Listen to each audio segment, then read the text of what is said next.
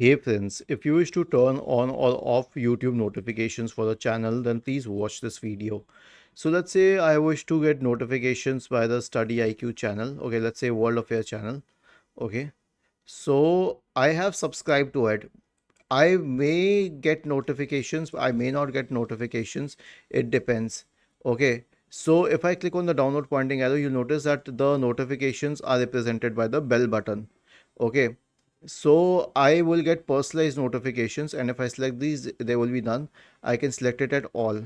Okay, another way is to simply hit the bell button. That's it. This will do the job for you. And to do away with the notifications, click on none. And here's where you get the notifications. When you click on the bell button, you'll get the notifications here. Was this helpful?